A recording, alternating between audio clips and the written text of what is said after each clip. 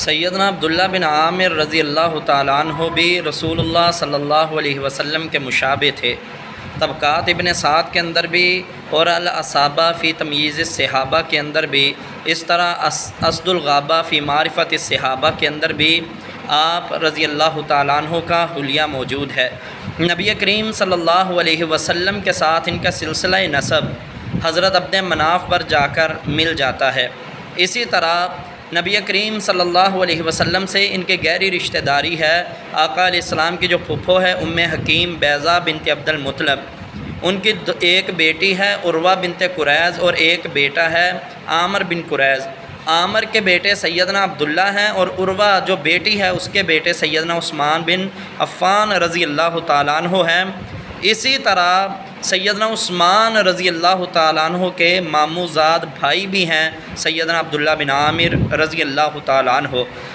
سیدنا عبداللہ بن عامر رضی اللہ تعالیٰ عنہ یہ نبی کریم صلی اللہ علیہ وسلم کی جو پھپھو ہے ام حکیم بیضہ بنت عبد المطلب، ان کے بیٹے کے آگے بیٹے ہیں۔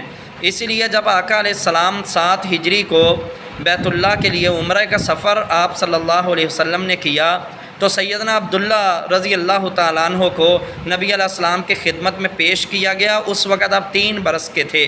صحیح سند کے ساتھ روایت ہے، طبقات ابن سعد کے اندر بھی، سیرت ابن ہشام میں بھی، آقا علیہ السلام نے اپنا لعاب دہن سیدنا عبداللہ بن عامر رضی اللہ تعالیٰ عنہ کو منہ میں لگایا اور ساتھ ہی فرمایا کہ یہ سلیمہ کا بیٹا ہے۔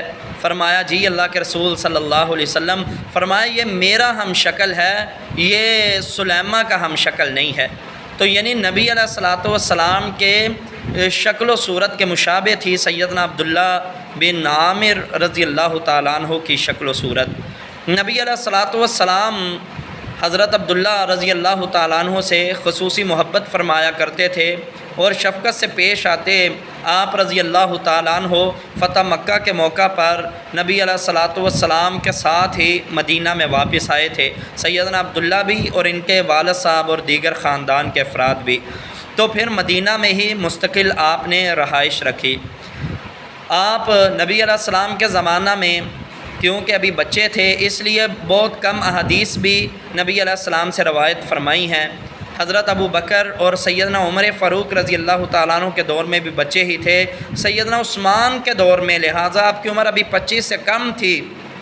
29 ہجری میں آپ کو بصرے کا گورنر بنا دیا گیا اور عظیم صحابی سیدنا ابو موسیٰ اشعری رضی اللہ تعالیٰ عنہ کی جگہ پر آپ کو گورنر بنایا گیا۔ تو آپ رضی اللہ تعالیٰ عنہ بڑے معاملہ فہم زیرک اور آپ رضی اللہ تعالیٰ عنہ انتہائی جنگجو آدمی تھے، بلکہ خراسان اور ازبکستان اسی طرح اور بھی دیگر علاقوں کو سیدنا عبداللہ بن عامر رضی اللہ تعالیٰ عنہ نے فتح کیا۔ شکرانے کے طور پر آپ پھر بیت اللہ کا حج کرنے کے لیے مکہ میں آئے تھے جب سیدنا عثمان رضی اللہ تعالیٰ عنہ کو شہید کر دیا گیا۔ تو آپ رضی اللہ تعالیٰ عنہ واپس بصرہ گئے، وہاں سے مال وغیرہ اٹھایا، لا کر کے سیدہ عائشہ، طلحہ اور زبیر رضی اللہ تعالیٰ عنہ کے حوالے کیا۔ سیدنا عبداللہ بن عامر رضی اللہ تعالیٰ عنہ آپ نے کثیر شادیاں کی ہیں اور 12 بیٹے اور 9 بیٹیاں اللہ رب العالمین نے عطا فرمائی ہیں۔ سیدنا عبداللہ بن عامر رضی اللہ تعالیٰ عنہ ان خوش نصیب صحابہ میں سے ہیں کہ جنہیں گٹی رسول اللہ نے دی، نبی علیہ السلام کے لعاب کو چوسنے کا موقع ملا۔ آقا علیہ السلام نے جنہیں یہ دعا دی تھی کہ عبداللہ کو کبھی پیاس نہیں لگے گی۔ طبقات ابن سعد کی روایت ہے، سیدنا عبداللہ فرماتے ہیں جب نبی علیہ السلام نے مجھے اپنا تھوک مبارک چٹایا، ساتھ دعا دی کہ انشاءاللہ میرے لعاب دہن کی برکت سے اللہ اسے پیاس سے بچا لیں گے۔ سیدنا عبداللہ فرماتے ہیں اللہ قسم پھر ساری زندگی مجھے کبھی شدت کی پیاس نہیں لگی تھی۔